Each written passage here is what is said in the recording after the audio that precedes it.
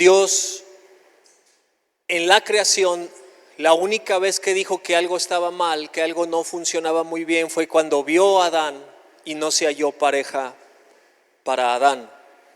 Y creó a Eva.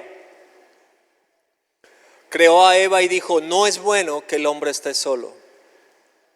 Y yo que tengo 30 años con esta hermosa mujer, yo doy testimonio que no es bueno que el hombre esté solo, sino quien me instruye, quien me corrige, me disciplina, me redarguye, me pide diezmo, ofrenda misionera, y todos los tipos de ofrenda mecida, ofrenda elevada. Y Dios es bueno, no me puedo quejar, porque ni mi cuerpo ni mi cara son de aflicción, ¿o sí? No, gracias Oscar. Otro afligido. No, nada que ver. Y es importante, y en momentos de dificultad, en momentos de dolor, en momentos donde simple no sientes lo duro ni lo tupido, es cuando tienes que tener una comunidad. Y más te vale que no sea el club de Toby. Ya ni saben los chavos qué es el club de Toby. ¿Alguien reconoce que era el club de Toby? Los 45, 50 para arriba son los que lo conocen. ¿Conocen a Toby? Es un niño gordito, güerito, que traía su traje negro aquí, con sus medias y un gorrito, ¿no? Como yo soy muy metiche y siempre andaba viendo y preguntando, no es que tenga los 50 años, pero sí lo conocía, ese Toby. La pequeña Lulú. Uy, caray. No, ya pasaron algunos ayeres. Bueno, y más nos vale tener la comunidad y que tu comunidad sea la comunidad de fe cristiana. Porque va a haber momentos donde pasarás por el valle de lágrimas, pasaremos por valle de lágrimas y pasaremos por valle de sombra de muerte. Si has perdido algún ser querido, sabes lo que se siente, sabes lo que implica. Y cuando hay situaciones muy complicadas, es cuando necesitas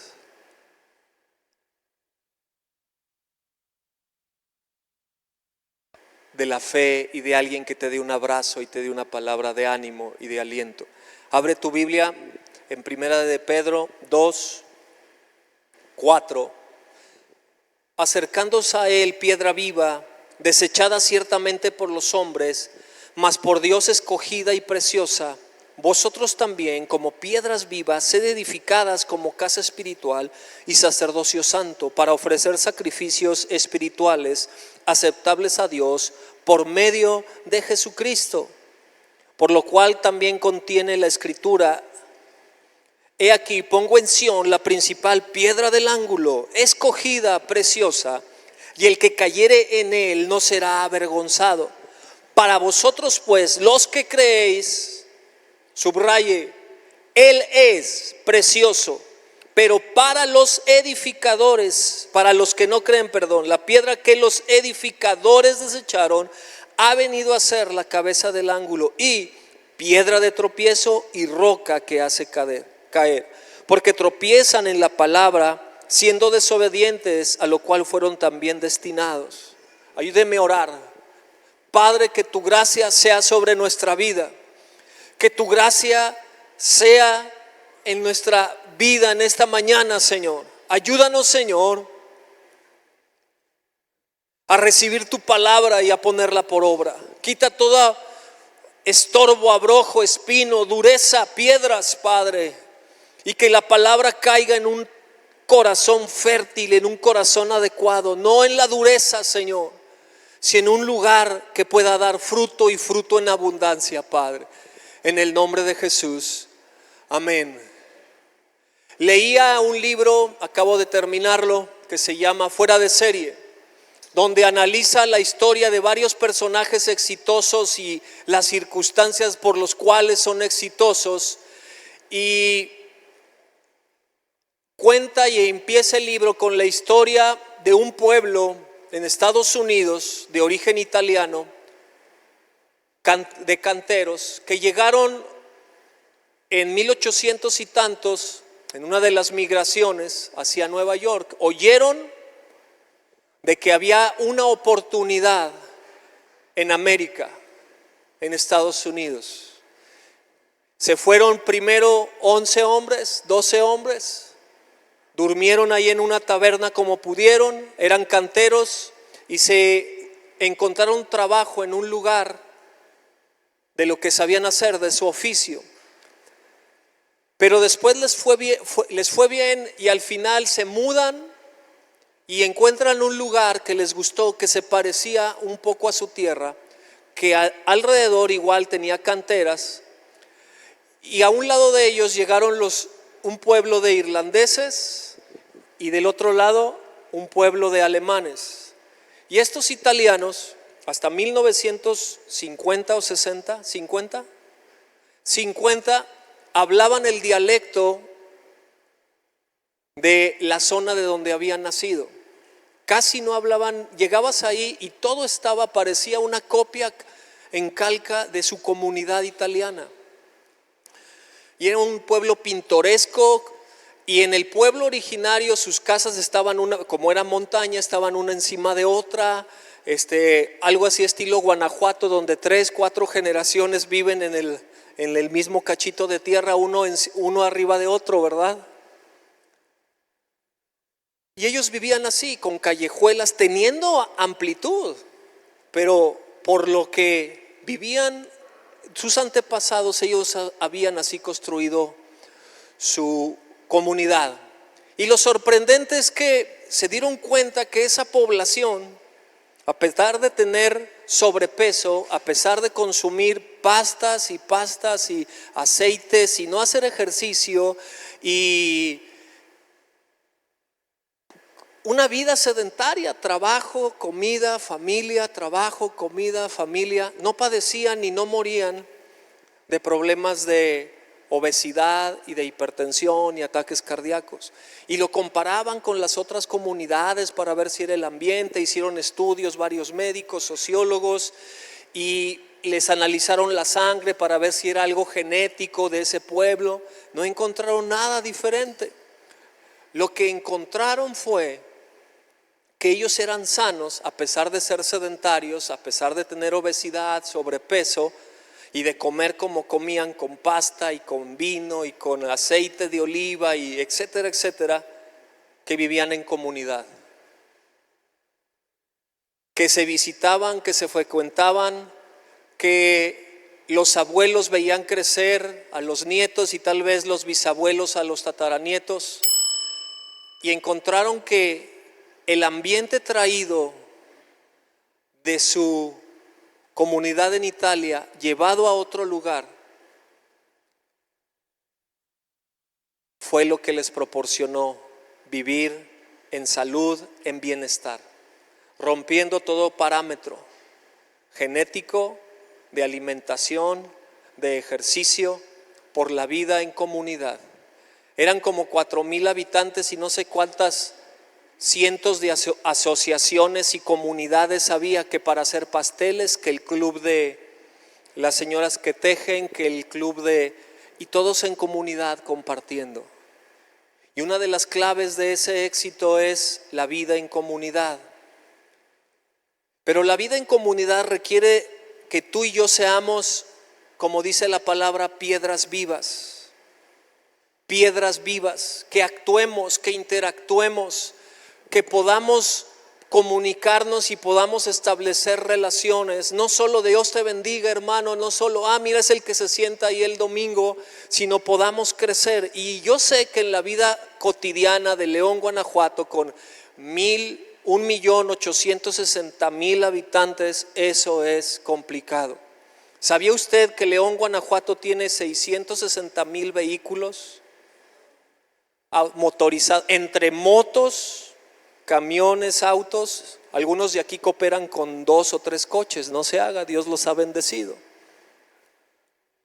Otros tienen 2 motos.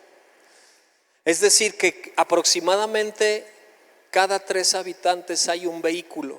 Tal vez patín eléctrico, pero tiene un vehículo propio. Y eso es agitado y eso es complicado para vivir en familia, pero tenemos que encontrar la manera. La siguiente semana empiezan las reuniones de altar y ahí es donde tienes que hacer comunidad. Ahí en esa reunión pequeña es donde tienes que partir. Escúchame, no hay otra manera. El que dijo fue Dios. No es bueno que el hombre esté solo. No es bueno. Y aquí en esta porción Dios nos habla de que somos esas piedras vivas edificados como una casa espiritual. Yo te pedía que adoráramos juntos, que expresaras esa manifestación de gracia, de amor, de agradecimiento, de gratitud hacia Dios, levantando tus manos, hincándote, arrodillándote, no porque sea un show o porque sea un rito solamente vacío, algo que repetimos, algo que se me ocurrió, sino para poder manifestar a Dios que estamos vivos y que le amamos y que queremos honrarle y adorarle. Y cuando podemos cumplir ese principio que dice la palabra, que Dios habita en medio de las alabanzas de su pueblo, es donde Él puede manifestarse para que estas oraciones sean contestadas, para que Dios responda y pueda traer sanidad y pueda traer restauración. Acompáñame al libro de Hechos, lo conoces, la vida de los primeros cristianos. Hechos 2.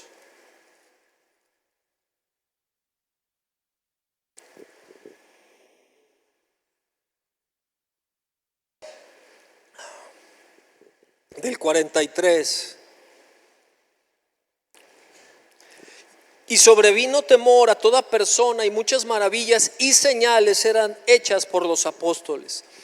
Todos los que habían creído estaban juntos y tenían en común todas las cosas y vendían sus propiedades y sus bienes y los repartían a todos según la necesidad de cada uno. Y perseverando unánimes cada día en el templo y partiendo el pan en las casas, comían juntos con alegría y sencillez de corazón, alabando a Dios y teniendo favor con todo el pueblo. Y el Señor añadía cada día a la iglesia los que habían de ser salvos. Comunidad. Si revisas verso 44, verso 45, la palabra que más resalta en el contexto es juntos, común, unánimes y otra vez juntos en las casas. Juntos. Tenemos que aprender a estar juntos y tenemos que aprender a vivir en comunidad y tenemos que aprender a amarnos, a respetarnos, a cuidarnos, a protegernos y, como dice a veces Santiago, soportarnos.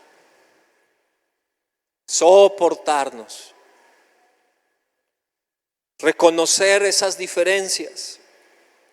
Te hablaba de los 5 propósitos de la iglesia. Y la iglesia necesita crecer en amor a través del compañerismo. La iglesia necesita crecer en profundidad a través del discipulado. La iglesia necesita crecer en fuerza a través de la adoración. Si en pantalla pueden poner ese cachito de la presentación, solamente esa, se los agradecería. La iglesia necesita crecer en amplitud a través del ministerio. La iglesia necesita crecer en tamaño a través del evangelismo. Ahora, eso es el deber ser, eso es lo que dice la teoría, eso es lo que dice el libro, eso es lo que dice la palabra. Pero yo lo tengo que aterrizar, yo lo tengo que poner por obra, yo lo tengo que vivir. Y tengo que comenzar declarando lo siguiente: voy a cambiar estos mismos enunciados, pero haciéndolos propios para nosotros como comunidad. León de Judá está creciendo en amor a través del compañerismo. León de Judá está creciendo en profundidad a través del discipulado. León de Judá está creciendo en fuerza a través de la adoración. León de Judá está creciendo en amplitud a través del ministerio. León de Judá está creciendo en tamaño a través del evangelismo. Pero para que podamos decir León de Judá, hay una palabra clave: yo. Es decir, cada uno de nosotros que formamos y que somos piedras vivas. Algunos son piedritas, otros son piedrotas, ¿verdad? Y algunas piedras, como los ríos, están puliditas, redondeadas, sin tanto filo. Pero hay otras piedras que dijo, ¿cómo calan? Ásperas, rudas, silvestres. Hablando de otra, en otro contexto decía uno, estamos medio asilvestrados todavía. Y requiere que tú respondas diciendo, aquí estoy yo. Dice el salmista, yo me alegré como los que me decían, iremos a la casa del Señor. Pasar de ese yo al nosotros, no ellos. Ponernos en mente y la camiseta de ser cristiano. Ser cristiano. Y si eres cristiano, entonces debes pertenecer a una comunidad de fe. Tenemos que pertenecer a esa comunidad de fe. Y la respuesta como piedra viva la tienes tú. Cada uno de nosotros. Ve a 1 Corintios 6. Y quiero hablarte de ciertas cosas que tenemos que superar y entender y ya darlas por hecho. La semana pasada yo te decía, ya vive entendiendo y sabiendo que dentro de una comunidad de fe, de una iglesia, de una congregación, de la iglesia y de esta congregación y de las congregaciones, Dios deja que crezcan el trigo y la cizaña. Dios deja que al lado de nosotros crezca trigo y cizaña. Y todos queremos decir que somos trigo. Nadie quiere decir que soy cizaña y en el español una serpiente, ¿verdad? O dirían en mi familia, una víbora chirrionera, no sé, algo así por el estilo. Nadie lo queremos reconocer, pero tenemos algunas situaciones ahí del viejo hombre que no ha sido crucificado, y ese viejo hombre se manifiesta, y las mujeres tienen a la vieja naturaleza viciada con deseos engañosos en la mentalidad de la carne, Efesios 4. Pero nosotros que hemos desechado y nos hemos despojado del viejo hombre, no de su marido, crezcamos en plenitud hacia Cristo. Y luego más adelante, para que las personas no se ofendan, dice, y despojémonos de la vieja, no de su mujer, sino de su vieja naturaleza viciada.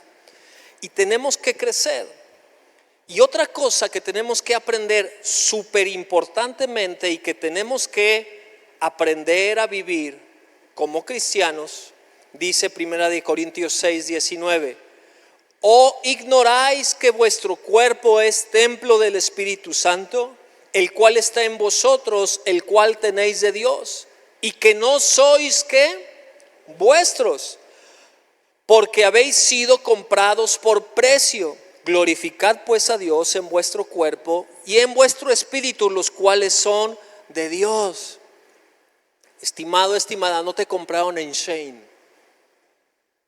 ni en Amazon, ni en Le Pulgué, ni en el Green Car, ni en Liverpulga, ni cosas por el estilo. Fuimos comprados en la cruz de Cristo. Pregunta, ¿somos una compra pirata o chafa? ¿De qué tipo de compra eres? ¿Salió mal en el modelo de producción? Yo creo que no. Yo creo que no es así. Pero a veces pareciera que no entendemos que no nos pertenecemos, que hemos sido comprados y que el precio de nuestro rescate es la sangre de Jesús, es su sacrificio y su resurrección. Y si comprendemos y aprendemos a entender que ya no me pertenezco, ¿qué significa esta sortija aquí? Ya no circulo. Ya. Significa un pacto que se acabó. Ya han pasado 27 años. Y todavía no se arrepiente, por lo menos no me lo dice. Bueno, a veces sí. Significa que ya no hay otra mujer para mí. Y cuando llegamos a Cristo deberíamos tener un anillo de desposorio o algo que no se nos olvide de que ya no nos pertenecemos. Ya no nos pertenecemos a nosotros mismos. ¿Qué haría usted con una computadora que usted le da poner la M, la A, para que diga mamá y pone la T, la S? Usted le está dando la indicación y está programada para que usted, si aprieta esa tecla, ponga la letra que presionó. No sirve, tiene un virus. Yo creo, y si ya no, la desecharía, la cambiaría, la repararía. Y Dios en su misericordia no nos desecha. A pesar de que nos olvidamos que hemos sido comprados por precio y que no nos pertenecemos. No nos pertenecemos. Y que tenemos que hacer valer que somos de Cristo, no solo de nombre, no solo de labios, sino con hechos, que se note, que se vea que es una realidad, que somos de Jesús, que se vea aquí que dice que tenemos estampado Made in el cielo, Made in Jesús, en nuestro pensar, en nuestro ver, en nuestro hablar, en nuestro actuar, en todo lo que implica nuestras acciones. Por precio hemos sido comprados. Por precio hemos sido comprados. No nos pertenecemos. Venga conmigo a 1 de Juan 2:6.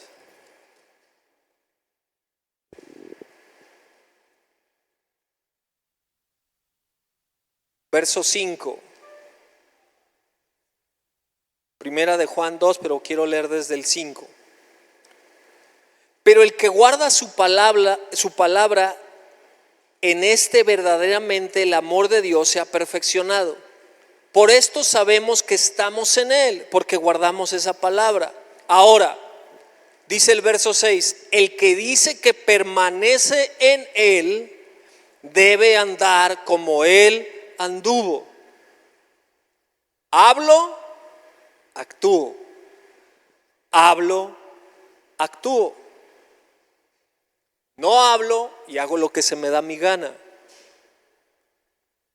No actúo de una manera y hablo de otra. Y ahí es donde la mayoría de las personas somos lastimados.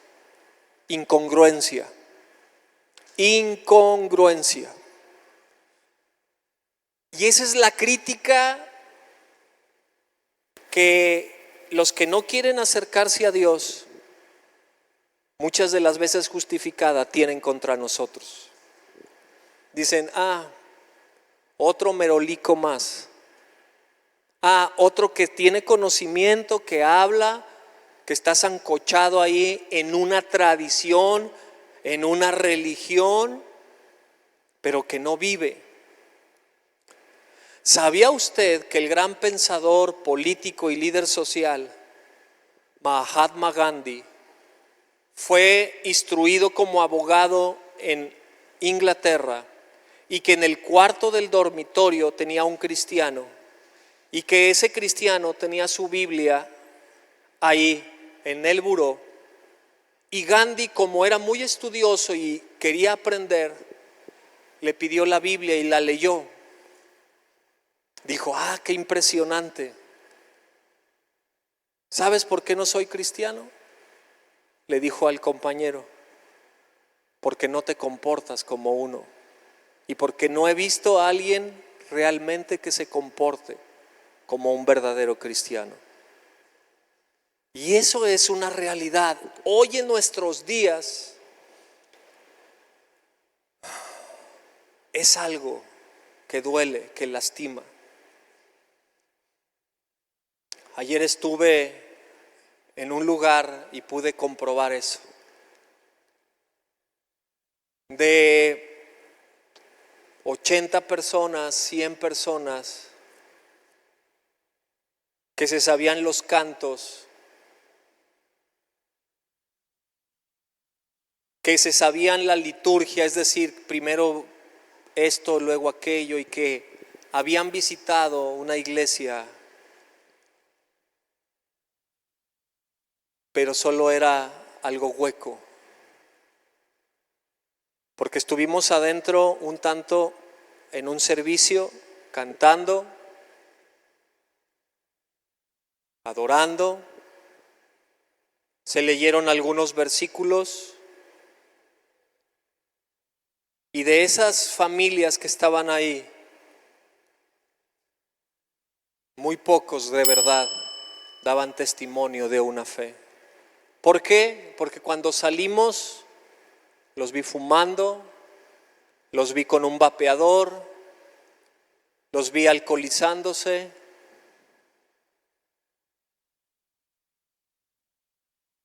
Y eso dolió en mi corazón, porque muchos de ellos recibieron el evangelio antes que yo. Y los primeros de esa familia que recibieron en el evangelio, muy pocos se han mantenido y han pasado la estafeta a la siguiente generación. Los hijos y los nietos sí se saben los coros, sí se saben Juan 3:16, pero no viven en una comunidad de fe, en una espiritualidad, no en la religión, no en el dogma, la doctrina, sino en la espiritualidad de vivir en algo práctico. El que dice que permanece en él debe andar como él anduvo. Cuando empecé mi caminar con esta Ana, mi esposa, a los 19 años de edad, oficialmente casado, no haga esas barbaridades, por favor. No lo estoy diciendo para que usted me imite. Me propuse en mi corazón tener congruencia. Es decir, si yo hablaba de perdón, yo tenía que vivir el perdón. Yo no predicaba en un púlpito, a lo mucho predicaba en algo parecido en un altar, en una reunión de hogar, y busqué ser congruente y he tratado de ser congruente con mi vivir, con mi pensar, con mi actuar. ¿Que me equivoco? Claro que me equivoco. Que se me ha bajado las pilas, por supuesto. Que he tenido crisis de fe, claro que sí. Pero ser congruente, no aparentar, no ser doble cara, no tener hipocresía. Y es algo que nos debe caracterizar. Si decimos que permanecemos en Él, debemos andar como Él anduvo y aprender a vivir con la sencillez del evangelio, de cómo vivía Jesús, en lo práctico, en lo cotidiano. Y cuando pierdas el rumbo, que lo vamos a perder de una u otra manera, porque tenemos que ser probados. Si fuiste a ver la película de Abraham, pasaron años en un silencio, sin Biblia, sin coro. Él solito, aferrado a una palabra donde el Dios desconocido para él se le apareció, donde por años, con las recriminaciones de su esposa, No sé qué tanto le recriminaba, pero si es como todas las mujeres, yo creo que sí. Está bien. Era para que se fortaleciera la fe de Abraham. La que tuvo la ocurrencia fue ella también, pero el otro dijo que no, ¿verdad? No tenga esas ocurrencias, hermana, porque estos cuates de aquí, más de alguno, están más dispuestos que nada. No es cierto, ¿verdad que no, varones? ¿Sí sabe a qué me refiero ocurrencia? No, los que saben, díganle a los que no saben. De andar ofreciéndole la concubina. Mateo 22. Algo que nos tiene que sostener y sustentar, algo que tenemos que tener siempre en mente es Mateo 22:37. Jesús le dijo, cuando le preguntan ¿cuál es el grande mandamiento? Jesús le dijo: amarás al Señor tu Dios con todo tu corazón, con toda tu alma y con toda tu mente. Este es el primero y más grande mandamiento. Y el segundo es semejante: amarás a tu prójimo como a ti mismo. De estos dos mandamientos depende la ley y los profetas. De estos dos mandamientos depende la ley y los profetas. ¿Sabe que la ley tiene más de 600, son 613, si la memoria no me falla, mandamientos? Entre Génesis, Éxodo, Levítico, Números y Deuteronomio, usted encontrará 613 mandamientos. No se preocupe, Dios, Jesús ya hizo la tarea. Ame a Dios sobre todas las cosas y a su prójimo como a usted mismo. Lo redujo, lo sintetizó y nos dio una guía y nos dio una dirección. Estando yo sentado en mis crisis de fe aquí en la congregación y en mi casa, simplemente me dirigía: ama a Dios sobre todas las cosas, ama a Dios sobre todas las cosas, ama a Dios sobre todas las cosas, hónrale. Mateo 6:31 al 33, primero el reino, primero el reino, primero el reino, primero el reino, primero el reino. A ver, ubícate. Primero el reino. ¿Qué haría Jesús? Primero el reino. ¿Qué haría Jesús? ¿Cómo le haría Jesús? ¿Qué dice la palabra de este asunto? ¿Qué dice la palabra? ¿Perdonas o no perdonas?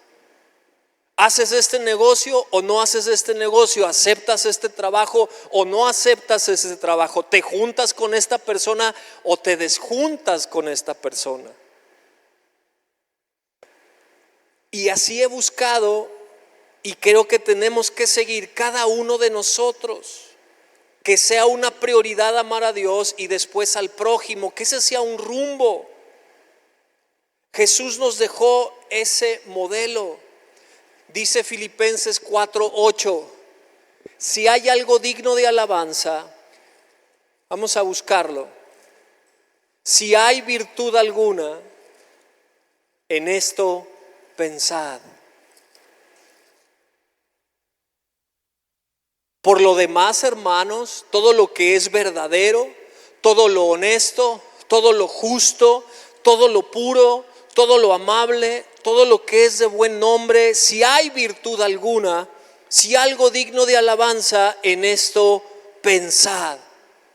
¿Cuántos problemas nos ahorraríamos de tentaciones, de situaciones complicadas en nuestra vida, si tuviéramos este filtro y pusiéramos este filtro en nuestra cabeza, en nuestra mente, en nuestra familia, en lo que le permitimos a nuestros hijos que vean, en lo que le permitimos a nuestros hijos que escuchen? No podemos culpar a este aparato, no podemos decir que es la sociedad. Es que ¿quién paga el internet? ¿Quién paga la luz? ¿Quién paga el agua? ¿Quién es el que compra las pantallotas y que les tiene una televisión en cada cuarto? Y no soy mocho persinado porque la televisión es del diablo. No, el diablo es el diablo y usa la televisión y tu mala mayordomía y mi mala mayordomía. ¿De dónde sacamos que debe haber una televisión en cada cuarto y que cada hijo debe tener un celular y que cada hijo debe tener una computadora? Durante muchos años solo había una computadora de escritorio en mi casa, estaba en la sala, en la sala así, feo, no importa, al acceso de todos con la pantalla hacia la puerta para que se abriera y ¿qué hubo? ¿Qué andas viendo? Cuando íbamos a salir y no había tareas que hacer, llévate el módem. Llévate el módem. Mira, son hombres. Esos ojos de pecado, Judá, los conozco muy bien porque yo los he visto en el espejo. Me casé a los 19 años porque yo sé. Dijo mi esposa: papá, o nos das permiso o no llegamos. No haga esa amenaza, tampoco estuvo bien. Tampoco estuvo bien. Nos salió bien por la gracia de Dios, sí. Pero ¿sabe qué? Cada día reconocemos más, mi esposa y yo, la labor de sus padres y mis padres en que nos fuera bien. En el apoyo económico, en el apoyo moral, en el apoyo espiritual, en el apoyo emocional. Logramos salir adelante porque había una comunidad, una familia, unos suegros que nos impulsaron, nos apoyaron. Pero si transgredimos estos principios, no hay comunidad que te aguante. Mi esposa, mi papá era muy seco, muy seco. Sus apapachos hacia mí eran una palmada aquí en el hombro. Decía: bien joven, muy bien, bien hecho. No me daba like, ni abrazos, ni nada. Sacara 6 o sacara 10 era lo mismo, con que no reprobara. Y mi esposa lo recuerda ella es la que más se acuerda, dice, cuando tuvo problemas de aborto con Judá, mi papá a las 7 de la mañana antes de irse ya le llevaba su jugo de betabel con no sé qué para que tuviera fuerza, y le compraba el hígado y le decía a mi mamá: prepáraselo a esta flaquita porque se nos va a desaparecer aquí. Me la entregaron en el rin, oiga, ¿qué quiere? 47 kilos pesabas, oiga. Y un montón de situaciones. Yo no sabía qué era comprar zapatos, ni la talla de zapatos de mis hijos hasta que tuvieron 20 años, no. ¿Qué edad? 5 o 6 años. Estaban en tercero o cuarto de primaria porque mis padres estuvieron ahí. Y ellos tuvieron esa economía, y a veces no hay la economía, pero sí la intención, sí el corazón y la disposición, sí el corazón y la intención de decir: vamos a cuidarnos, vamos a protegernos, vamos a vivir en esa comunidad. Y mi padre era un témpano de hielo, de verdad, no era ni afable, ni expresivo, ni cariñoso, pero a su manera nos apoyó. Igual mis suegros muchas veces nos echaron la mano, me enseñaron a hacer galletas de canela para poderlas vender. El primer droga que tuve fue de 1,000 pesos para comprar un costal de harina, unos kilos de azúcar, huevo, y con eso empezar a hacer pastitas sin pagar el gas, sin pagar la estufa, sin pagar el tanque, y ahí poder tener para mantener a mi familia. Tenemos que aprender a cuidarnos y amar al prójimo, comenzando con tu familia y luego hacia la comunidad de tu altar y luego a todo el mundo. World Peace, dicen las Miss Universo, pero comencemos con eso. Y recordemos, no podemos perder el rumbo.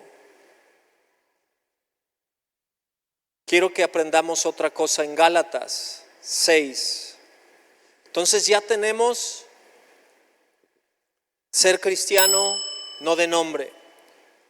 Ya vimos que tenemos que poner a Dios primero y luego al prójimo. Y ahora viene otra cosa. Verso 7. No os engañéis, Dios no puede ser burlado, pues todo lo que el hombre sembrare, eso también segará. Porque el que siembra para su carne, de la carne segará corrupción. Mas el que siembra para el Espíritu, del Espíritu segará vida eterna. No nos cansemos pues de hacer bien, porque a su tiempo segaremos si no desmayamos. Así que según tengamos oportunidad, hagamos bien a todos y mayormente a los de la familia de la fe. Escucha, mayormente a los de la familia de la fe, porque como te lo decía la semana pasada, la comunidad de fe, los hijos espirituales de Dios, la iglesia, nos vamos a ver después que entreguemos el equipo y vamos a estar por la eternidad. Vamos a estar todos juntos, los que Dios nos dé la gracia y no nos quedemos aquí y no haya un lloro y crujir de dientes. Porque no es el que me dice Señor, Señor.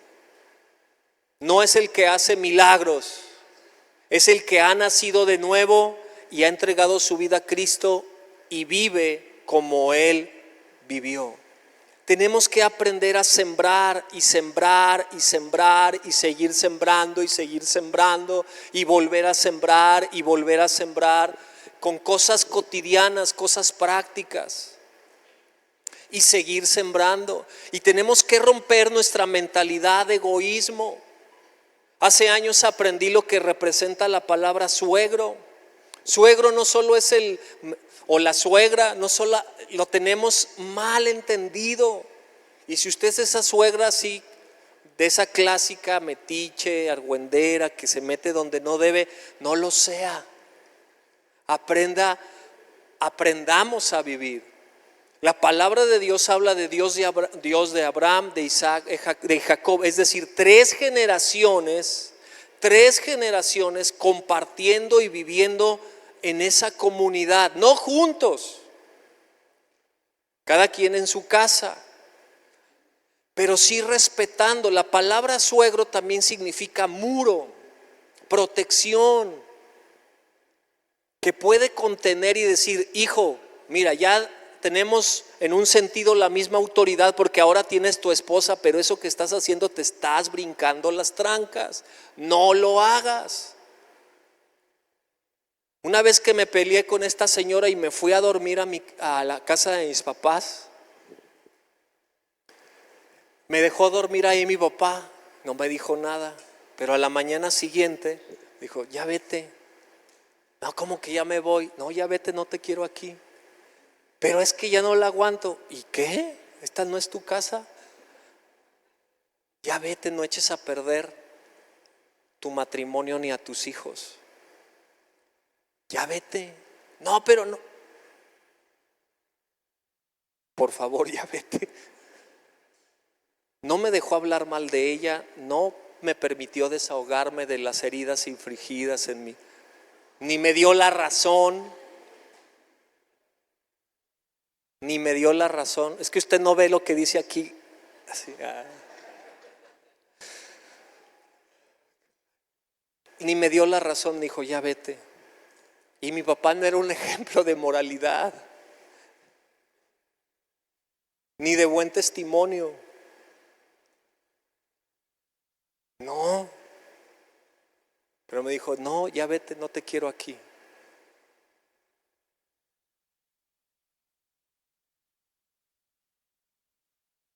La vez que me alcoholicé, pensé en decirlo o no decirlo, pero la vez que me alcoholicé en mi crisis de fe, solo una vez, dijo, está bien. Y después me dijo, ¿y tú qué estás haciendo? Tú no eres para eso. No lo hagas. Yo pensé después, lo quiere para él, ¿verdad? Que no se lo aplica.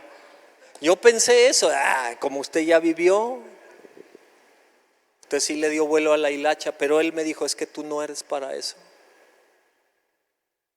Arrepiéntete. Y yo entendí que era un cuervo hablándole. A Elías le habló un cuervo y le llevó el pan y le llevó la provisión. No nos cansemos, no te canses, no te rindas. Dice el salmista, irán dando y llevando el que lleva la preciosa semilla.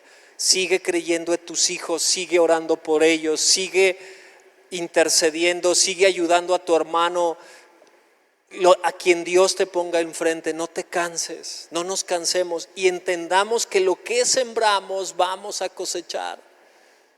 Vamos a cosechar. El día de ayer me dio tristeza que ellos recibieron una preciosa semilla que es la palabra de Dios, y 35 años después el 80%, mi cálculo, ¿verdad? Yo no soy Dios para ver su corazón, pero las acciones, las actitudes, la forma de pensar, la forma de comportarse, desperdiciaron esa semilla.